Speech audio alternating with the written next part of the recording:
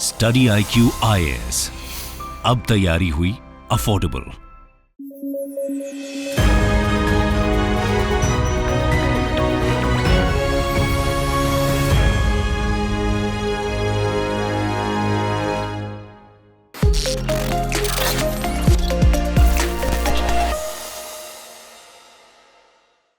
Hello everyone, welcome to study IQ PCS। This is Manish Shrivastava. जैसा कि आपको पता है, रोजाना सुबह 8 बजे एक इंपॉर्टेंट सेशन लेकर मैं आता हूं, जिसमें क्या पढ़ते हैं हम लोग। तो बायोलॉजी को पढ़ते हैं मंडे, ट्यूसडे, वेडनेसडे को। तो आज है ट्यूसडे, तो बायोलॉजी का ही सेशन होगा। थर्सडे एंड फ्राइडे हम फिजिक्स पढ़ते हैं। सैटरडे को होता है केमिस्ट्री का सेशन। जैसा कि आपको बताया हुआ है कि ये सेशन सुबह 8 बजे होता है कॉमन साइंस के नाम से। तो इसकी अलग से एक प्लेलिस्ट बनाई हुई है, आप उस प्लेलिस्ट पे जाकर जो भी प्रीवियस लेक्चर्स हैं उनको देख सकते हैं। कई बच्चों की ऐसी शिकायत थी कि सर वो कन्वीनियंट नहीं हो रहा है, तो उसको हमने आपकी सुविधा के लिए अभी जो है उसको सेपरेट प्लेलिस्ट जो है उसकी क्रिएट कर दी जाएगी। तो आपको फिजिक्स, केमिस्ट्री, बायोलॉजी की अलग अलग प्लेलिस्ट भी मिल जाएगी। इसके अलावा और भी जो सेशंस होते हैं, जैसे मेरे ज्योग्राफी का सेशन होता है सैटरडे को, और साइंस एंड टेक्नोलॉजी का आज ही आपको 2 बजे एक लेक्चर मिलेगा। तो वो भी सेशन को हम जो है सेपरेट कर देंगे अलग से प्लेलिस्ट में, तो आप उसको भी गो थ्रू कर सकते हैं, जो भी टॉपिक्स मेरे द्वारा कवर किए गए हैं।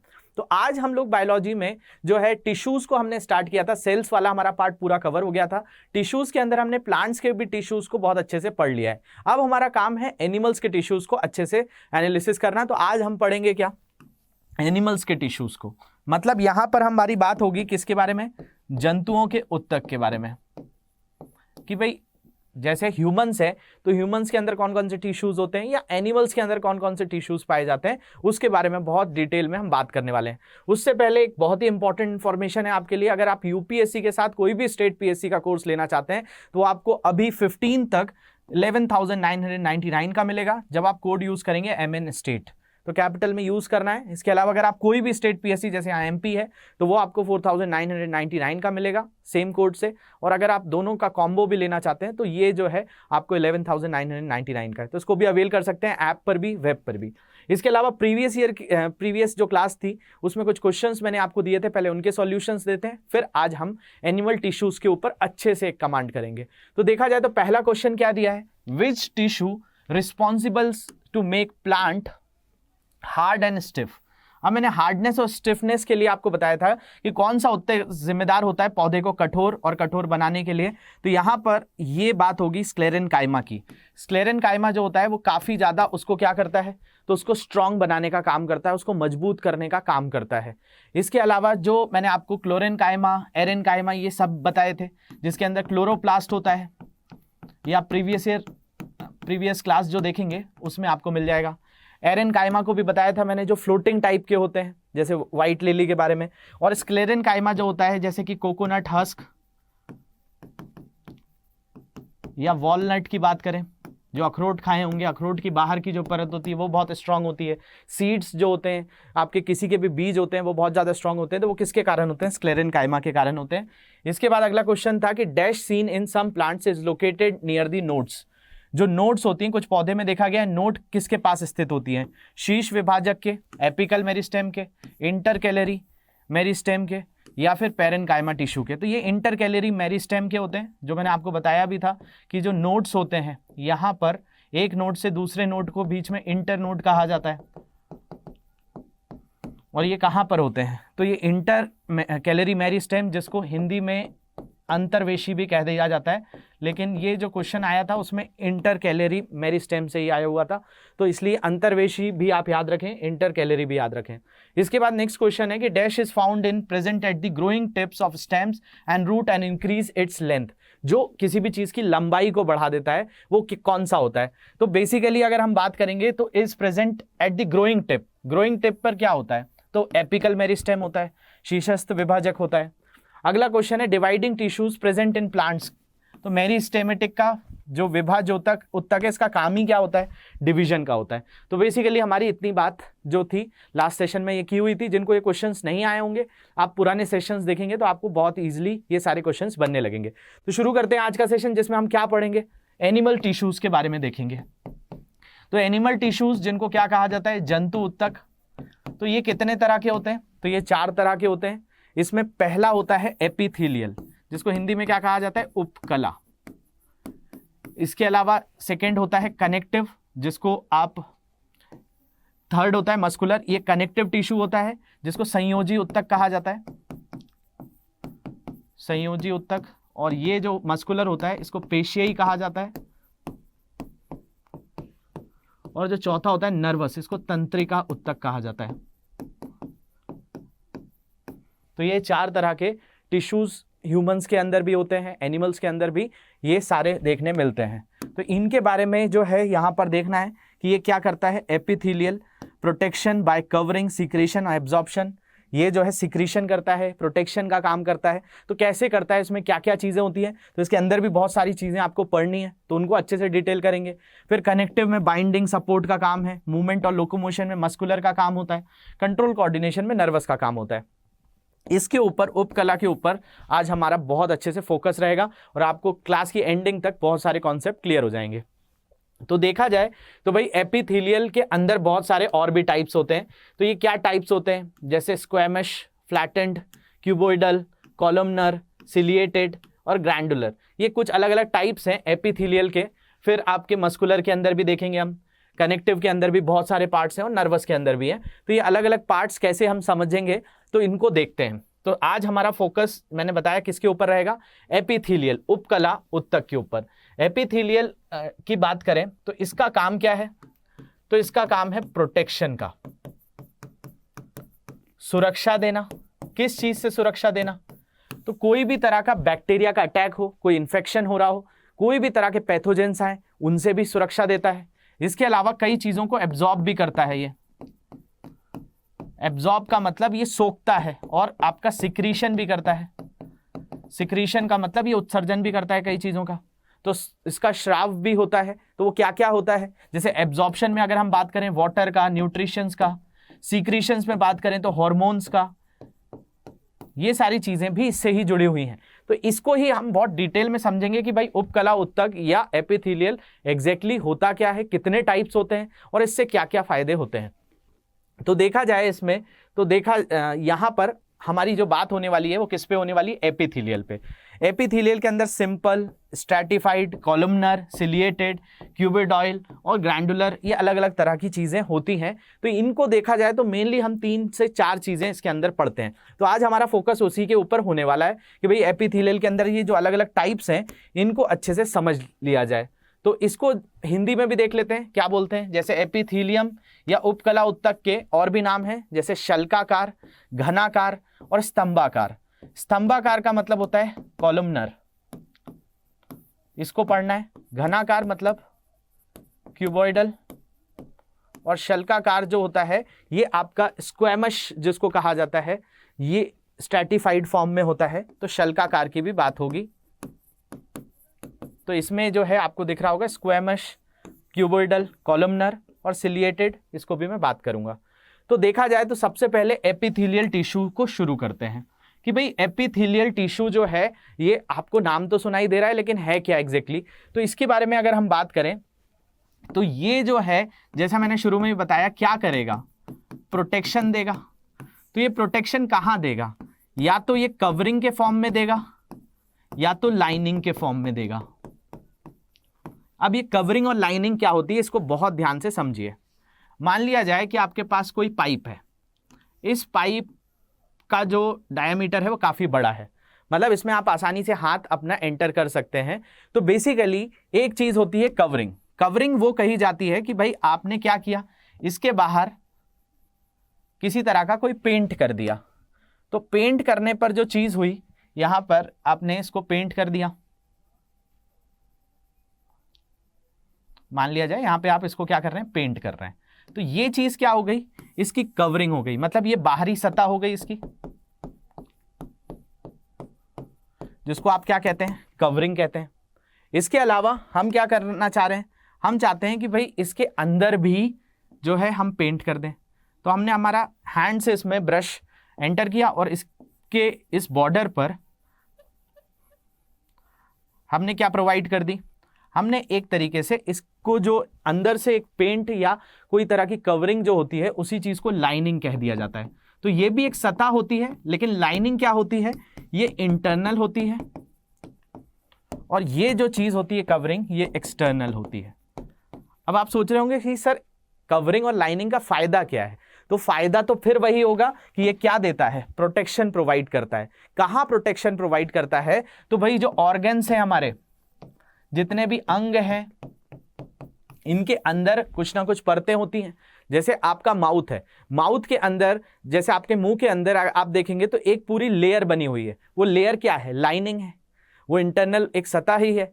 इसके अलावा जैसे आपकी स्किन है, तो स्किन के आउटर फॉर्म में जो चीजें हैं वो भी तो कवरिंग है। आपकी स्किन हर चीज को अंदर तो आने नहीं देती, प्रोटेक्ट करके रखती है, कई चीजों को सीक्रेट करती है। जैसे हमें स्वेट आता है, पसीना आता है, तो ये सारी चीजें कहां से होती हैं? ये सारी चीजें एपिथेलियल या उपकला उत्तक से होती हैं। तो इसमें ये दो चीजें आप जरूर याद रखिएगा, कवरिंग और लाइनिंग क्या होता है। तो लाइनिंग मतलब ये इंटरनल चीजों को भी, मतलब जैसे आपका स्टमक है, तो स्टमक के बाहर भी कुछ ना कुछ चीजें परतें पाई जाती हैं, उनमें भी होता है। और हमारे जो कोई भी ऑर्गन के बाहरी परत है, मतलब कवरिंग में भी होता है, दोनों जगह मिलता है। तो इसके से आप ये बता सकते हैं कि भाई जो आपका एपिथेलियल है, एपिथेलियल टिश्यू, उसको आप कंबाइंड फॉर्म में क्या बोल सकते हैं? तो इसके कुछ पॉइंटर्स हैं जिनको बहुत अच्छे से याद रखना है। ये आपको देता है कवरिंग और प्रोटेक्टिवनेस।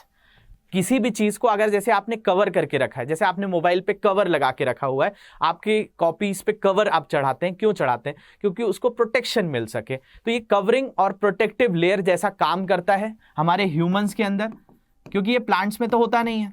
ये किस में होगा? ह्यूमंस में या एनिमल्स में होगा? क्योंकि हम पढ़ क्या रहे हैं? हम एनिमल टिश्यूज पढ़ रहे हैं। तो एनिमल टिश्यूज जो हैं वो आपका एक्सक्लूसिवली किस में मिलेंगे? आपको एनिमल्स में मिलेंगे।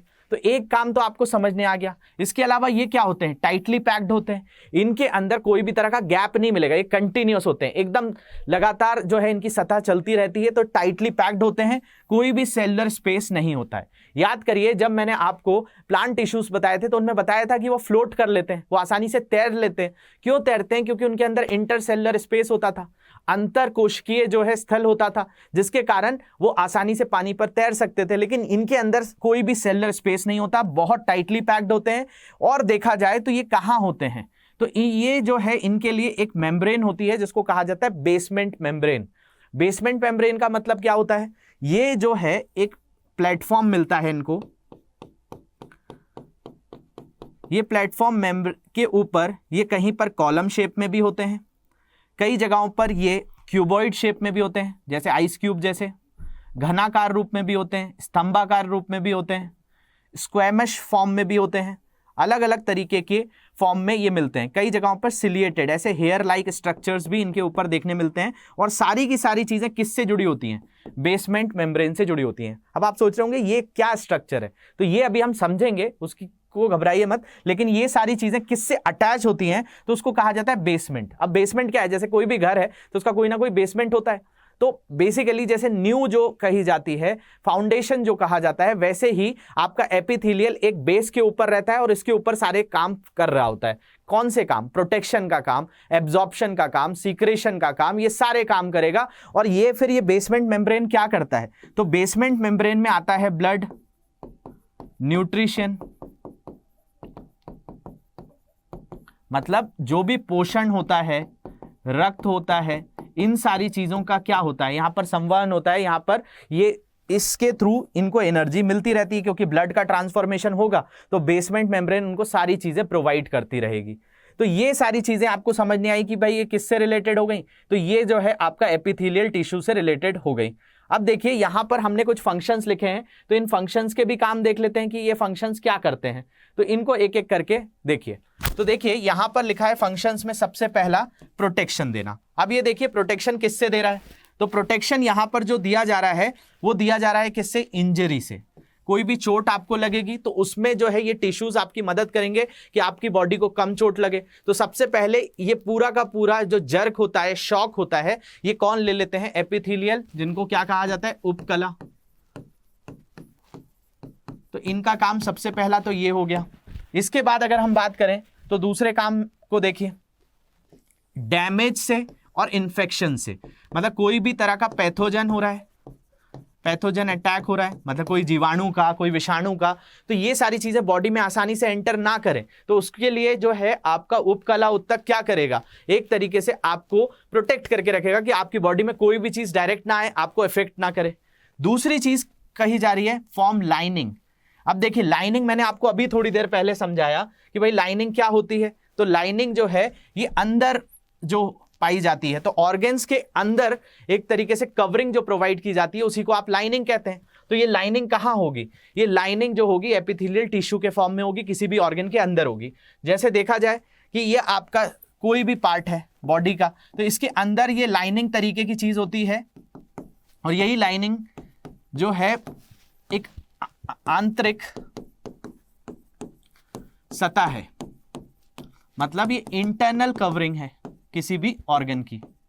तो इंटरनल कवरिंग को आप लाइनिंग कह देते हैं। तो बेसिकली एक काम क्या हो गया, फॉर्म लाइनिंग। कहां होती है लाइनिंग? तो माउथ के अंदर, आपकी एलिमेंट्री कैनाल के अंदर। एलिमेंट्री कैनाल मतलब आपके माउथ से लेकर जो पूरा ईसोफेगस है, स्टमक से होते हुए लार्ज इंटेस्टाइन, स्मॉल इंटेस्टाइन, छोटी आंत, बड़ी आंत, ये सारी चीजों के अंदर जो परत बनी हुई है वो किसकी बनी हुई है? एपिथेलियल टिश्यू की बनी हुई है, मतलब उपकला उत्तक से ही बनी हुई है। तो एक काम समझ में आ रहा होगा लाइनिंग का भी, इसके अंदर प्रोटेक्शन का भी। तीसरा काम दिया हुआ है एब्जॉर्प्शन का।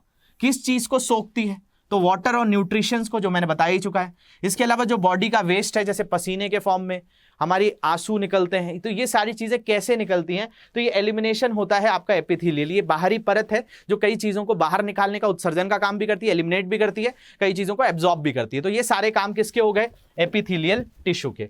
तो देखने में मैंने बताया इसके अंदर कुछ ऐसी लाइनिंग होती है। अब देखा जाए तो भाई एनिमल टिश्यूज अलग अलग तरह के होते हैं।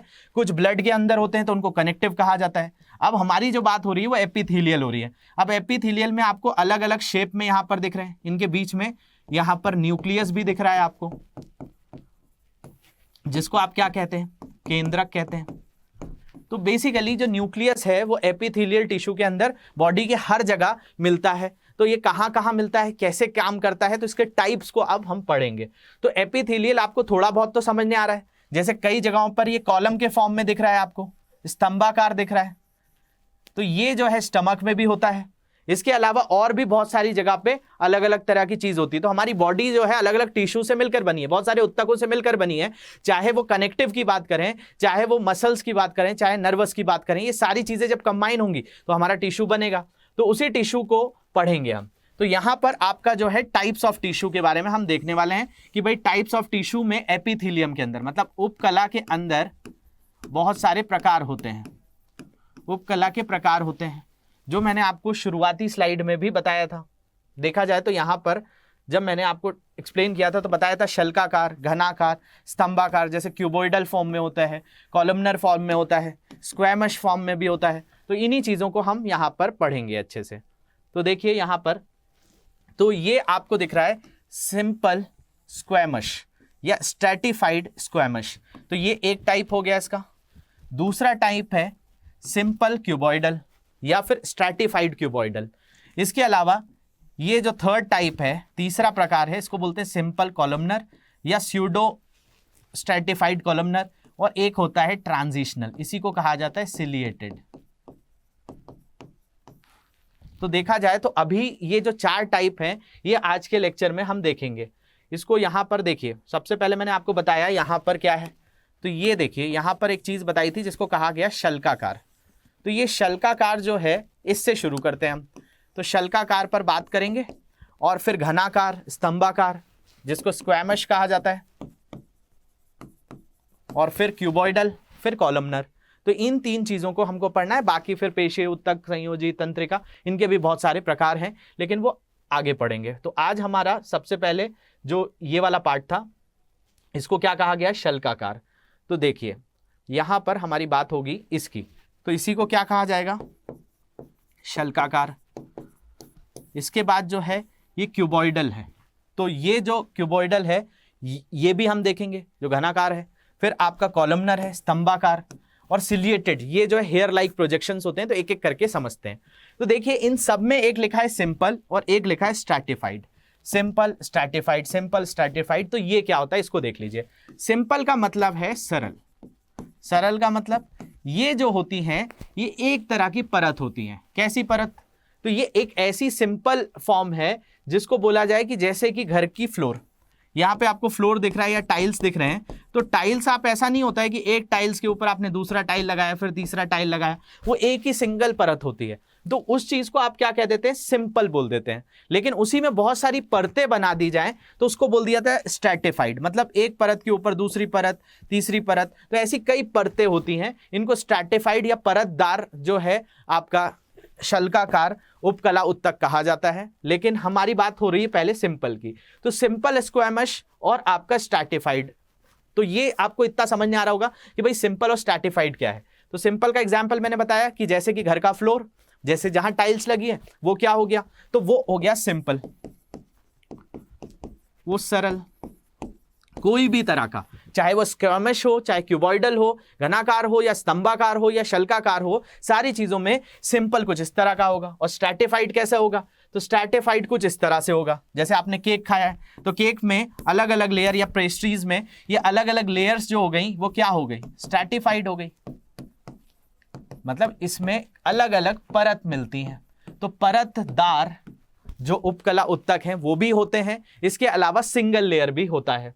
तो ये जो सिंगल लेयर वाला है सिंपल स्क्वैमश, इसकी बात करते हैं। फिर स्ट्रैटिफाइड स्क्वैमश की बात करते हैं जिसको शल्काकार कहा जाता है। देखा जाए तो मैंने अभी आपको एपिथेलियल में एक बात तो क्लियर कर दी कि ये क्या है, एक तरह की कवरिंग है।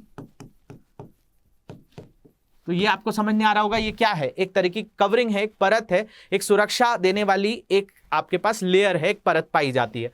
तो सिंपल होगी तो एक सिंगल लेयर। तो ये सिंगल लेयर कहां होती है, तो सिंगल लेयर ये आपके ईसोफेगस में होती है। आपके माउथ से आप कोई भी चीज खाते हैं तो ये जो चीज है आपके स्टमक तक पहुंच रही है, तो इसके अंदर जो ये परत पाई जा रही है ये सिंगल लेयर की होती है, जिसको क्या कहा जाता है, सिंपल स्क्वैमश। सिंपल स्क्वैमश मतलब सरल। यहां पर देखिए ये जो मैंने आपको बताया कि ये क्या है, सिंपल शल्काकार है। तो यहां पर आप देख पा रहे होंगे एक सिंगल पूरी लेयर है, और ऐसे ही यहां पर देखिए तो बहुत सारी लेयर हो गई। तो यहां पर जो एग्जाम्पल हो रहा है इस चीज का, यहां पर क्या है, एक सिंगल हो रहा है, तो इसको सरल शल्काकार कहा जाएगा। तो ये बात आपको समझ में आ गई। इसके बाद स्ट्रैटिफाइड भी होती है, परतदार भी होती है। तो ये हमारी बॉडी में कहां होती है, तो हमारी स्किन पर। हमारी जो स्किन है, चमड़ी है, जो इसके ऊपर एक परत होती है और यहां पर भी एक बेस होता है। देखिए ये बेस जो है, यहां पर जो ब्लड वेसल्स आते हैं, ये ब्लड क्या लेकर आता है, न्यूट्रिशंस लेकर आता है। तो स्किन जो है वो आपकी स्ट्रैटिफाइड है, स्किन के ऊपर बहुत सारी परतें हैं। जैसे आपको कई बार देखा होगा, कभी चोट लग जाती है तो आपकी स्किन हल्की सी ऊपर अगर डैमेज भी हो जाएगी तो सीधे ब्लड नहीं आता है, कुछ और भी परत होती है। जैसे कई बार आपकी डेड स्किन भी निकलती है, तो डेड स्किन क्या है, परतदार है। तो हमारी जो स्किन है वो भी क्या, किस फॉर्म में है, तो स्ट्रैटिफाइड स्क्वैमश फॉर्म में होती है, मतलब परतदार शल्काकार। ये पहली टाइप हो गई। अब देखा जाए तो आपने अभी थोड़ी देर पहले दूसरा टाइप भी मैंने आपको यहां पर बताया कि दूसरा कौन सा है, घनाकार। यहां पर देखिए ये यहां घनाकार है, क्यूबॉइडल फॉर्म में है। तो इसकी भी बात कर लेते हैं कि घनाकार क्या करता है। तो एक बात समझने आ गई आपको। अब ये वाला तो हमने कर लिया सिंपल, जिसको शल्काकार कहा गया। अब घनाकार की बात कर लेते हैं, मतलब स्ट्रैटिफाइड क्यूबॉइडल या सिंपल क्यूबॉइडल। अब क्यूबॉइड का मतलब ये क्या होते हैं, जैसे आपने घरों में आइस क्यूब देखा होगा, इस आइस क्यूब जैसे होते हैं। तो अब ये आइस क्यूब जैसे, मतलब इनकी लेंथ भी लगभग बराबर होती है और विड्थ भी बराबर होती है, लंबाई और चौड़ाई लगभग इक्वल होती है। ऐसे क्यूब्स होते हैं ये। तो ये क्यूब्स अगर सिंगल लेयर के होंगे तो इसको सिंपल कहा जाएगा। अगर बहुत सारे इसके अंदर स्ट्रैटिफिकेशन मिलेगा, मतलब परत मिलेगी, तो स्ट्रैटिफाइड क्यूबॉइडल कहा जाएगा। अब देखा जाए तो ये क्या होते हैं, क्यूब लाइक सेल्स होते हैं, मतलब क्यूब्स होती हैं यहाँ पर आप देखेंगे, और इनके बीच में अच्छा खासा न्यूक्लियस भी दिख रहा है आपको। तो ये जो है आपका क्या है, तो यहाँ पर ये प्रॉपर इस तरीके का फॉर्म स्ट्रक्चर देखने मिलता है। तो ये जो है इसके अंदर बात कर रहे हैं कि ये कैसे होते हैं, टॉल होते हैं, अच्छी खासी लंबाई होती है और विड्थ भी अच्छी खासी होती है। तो इनकी दोनों ही चीज़ें यहाँ पर प्रॉपर होती हैं। और सिंगल लेयर होगी तो सिंपल, और बहुत सारी लेयर होंगी तो स्ट्रैटिफाइड। काम क्या है, तो हमारी स्वेट ग्लैंड्स, जो हमें पसीना आता है,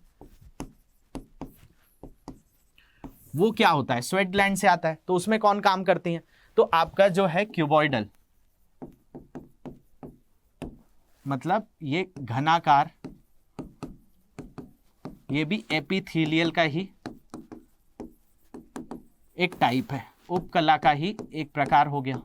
तो आपको समझ में आ रहा होगा ये कहाँ है, आपके स्वेट ग्लैंड्स में। आपके मुंह में लार आती है, सलाइवा आता है, वो किससे आता है, सलाइवरी ग्लैंड्स। तो सलाइवरी ग्लैंड्स जो है वो भी किससे बनी हुई है, क्यूबॉइडल फॉर्म की। थायराइड ग्लैंड, थायराइड ग्लैंड को अगर देखा जाए तो थोड़ा सा एक बटरफ्लाई के फॉर्म में ये आपके होती है, और इससे क्या निकलता है, थायराइड से T3 T4 हार्मोन्स निकलता है। आगे चलकर हम एंडोक्राइनोलॉजी भी पढ़ेंगे। तो देखा जाए तो ये यहाँ पर भी होती हैं। इसके अलावा किडनी के ट्यूब्यूल्स में भी होती हैं। किडनी के अंदर जो अलग अलग प्रक्रिया हो रही हैं, फिल्ट्रेशन का, अल्ट्रा फिल्ट्रेशन का, उसके अंदर भी देखने मिलती हैं। तो ये सारे काम इसके हैं। तो ये जो एपिथेलियल टिश्यू है ये क्या करता है, एक तो प्रोटेक्शन भी प्रोवाइड कर रहा है, जो सुरक्षा भी दे रहा है आपको, जैसे स्किन के अंदर हमने बात कर ली।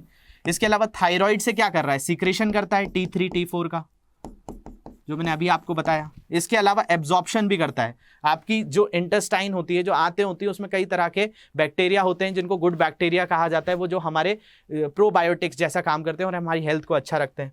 इसके अलावा लंग्स में अगर हमारी फेफड़ों की बात करें तो यहाँ पर भी देखने मिलते हैं ये अलग अलग तरह की, ब्रोंकियोल्स में। इसके अलावा लिवर के अंदर, यकृत के अंदर ये उत्सर्जन का काम करते हैं, किडनी में ये फिल्ट्रेशन का काम करते हैं। तो ये सारे काम जो अंदर जो एक परत कर रही है वो कौन कर रहा है, एपिथेलियल कर रहा है। इसके बाद देखिए हमने यहाँ पर सिंपल पढ़ लिया, क्यूबॉइडल पढ़ लिया, अब कॉलमनर पढ़ लेते हैं। कॉलमनर की बात करें तो इन्हीं को क्या कहा जाता है, स्तंभाकार, मतलब स्तंभ जैसे होते हैं, पिलर्स जैसे होते हैं।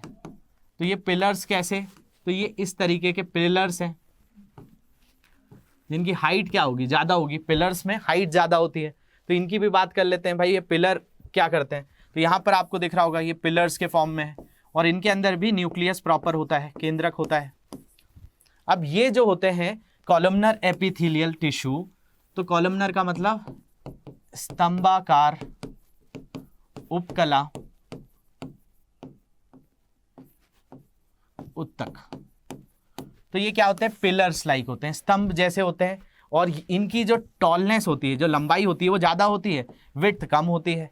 कहाँ मिलते हैं, तो हमारी इंटेस्टाइन में मिलते हैं, हमारे आंत में मिलते हैं। इसके अलावा स्टमक में मिलते हैं, हमारा जो पेट है उसके अंदर, ये जो है स्टमक के अंदर देखने मिलते हैं, और गॉल ब्लैडर के अंदर मिलते हैं, जिसको पित्ताशय कहा जाता है। तो ये पित्ताशय में भी मिलते हैं, आपके स्टमक के अंदर जिसको उदर कहा जाता है उसमें भी मिलते हैं, इंटेस्टाइन में भी मिलते हैं। काम इनका वही है, एब्जॉर्ब करेंगे कुछ चीज़ों को सिक्रीट करेंगे, और एब्जॉर्प्शन जो है किसी चीज़ का करेंगे, या जो हमारे लिए ज़रूरी है कई चीज़ों को सिक्रीट करेंगे जो हमारे लिए नहीं ज़रूरी है। तो ये जो है आपका, जैसे मैंने आपको बताया, ये गैस्ट्रोनल ट्रैक्ट में, यहाँ पर देखिए हमने क्या लिखा है, हमारे उदर में है, इंटेस्टाइन में है। तो ये इसके अंदर देखने मिलते हैं। हमारी जो ये अंदर जो परत है, जिसको मैंने शुरू में ही बताया था, इसको क्या कहा जाता है, लाइनिंग कहा जाता है। तो इसमें भी दिखते हैं। इसके अलावा ये एपिथेलियल माइक्रोविली, ये आपकी जो इंटेस्टाइन होती है इसके अंदर ये पाए जाते हैं। इसके बाद अगर हम बात करें तो एक चौथे प्रकार के भी होते हैं जिनको सिलिएटेड कहा जाता है, ट्रांजिशनल कहा जाता है। तो ये संक्रमणशील जो होते हैं, इनके बारे में बात करें तो इसको भी देख लीजिए, ये क्या करते हैं। तो ट्रांजिशनल जो होते हैं, इनमें आपको देखना है कि एक चीज होती है जिससे ये जुड़े रहते हैं। तो ये किससे जुड़े रहते हैं, इसको समझ लीजिए। तो ये मैंने आपको बताया था बेसमेंट चैम्बर, जब शुरू की थी मैंने क्लास, तब मैंने आपको बताया था एक बेसमेंट चैम्बर होता है। तो जो बेसमेंट चैम्बर है वो इनके अंदर रहता है, और इसके ऊपर पूरा का पूरा सेल लगा होता है। तो अब देखिए दिक्कत क्या आती है। दिक्कत, मान लिया जाए कि यहाँ पर कोई न्यूट्रिशन आया है, यहाँ पर कोई भी चीज़ ऐसी है जो ये सेल आगे भिजवाना चाहता है। तो ये सेल तो इससे जुड़ा हुआ है, तो ये तो आगे जाएगा नहीं।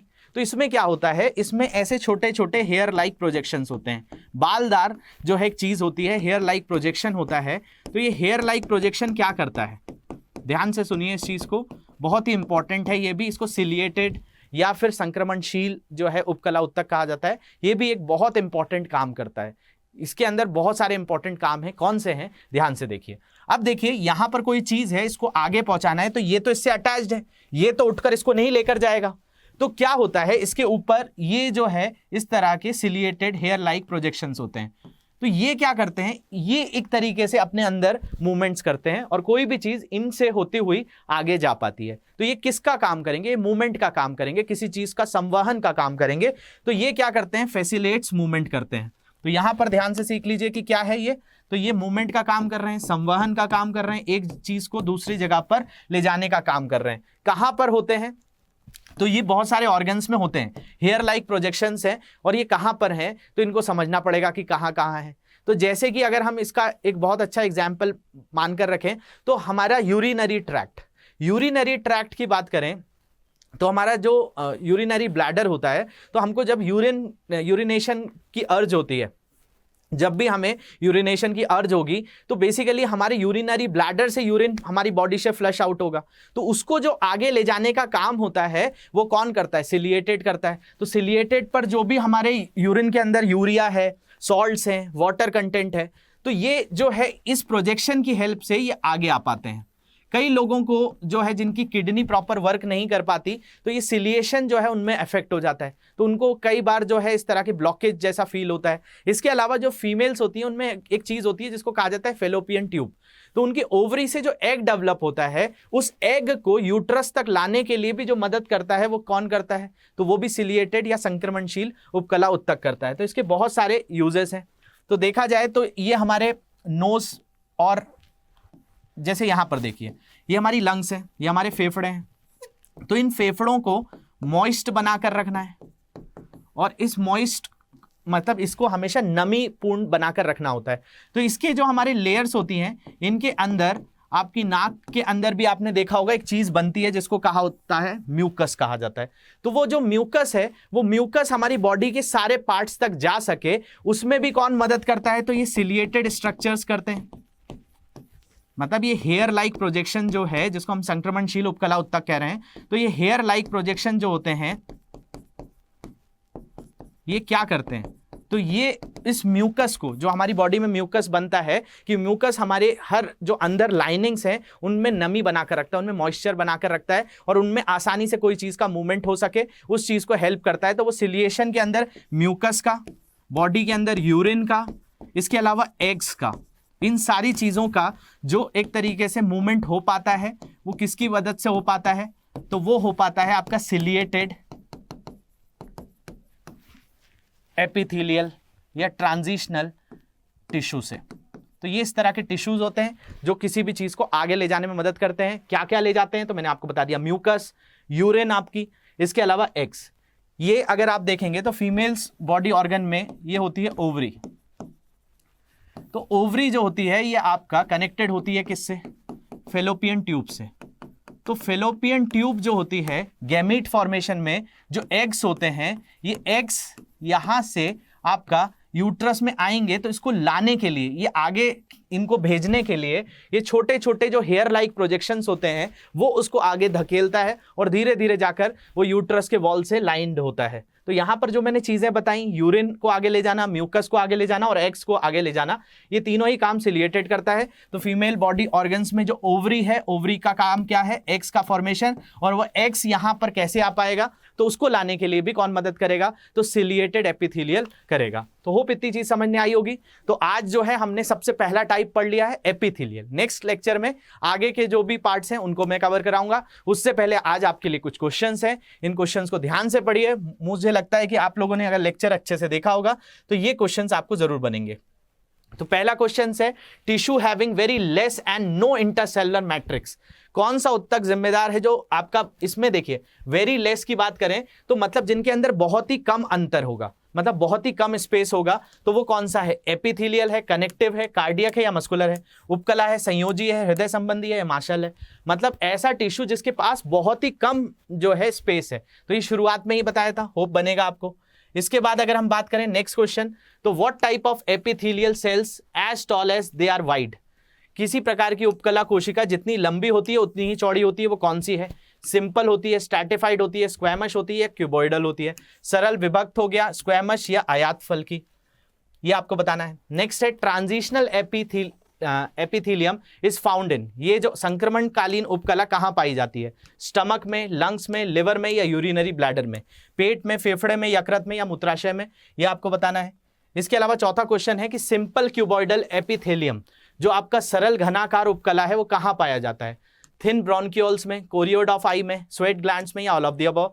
पतली ब्रोंकियोल्स, आंख की कोलराइड, पसीने की गांठ, या फिर ऊपर के सभी? तो इसके आंसर्स होप मुझे लगता है आप लोग सभी कर देंगे।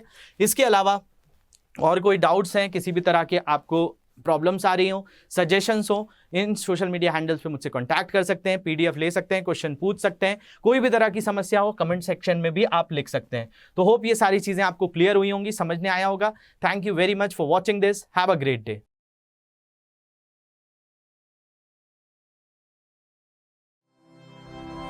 स्टडी IQ IAS, अब तैयारी हुई अफोर्डेबल।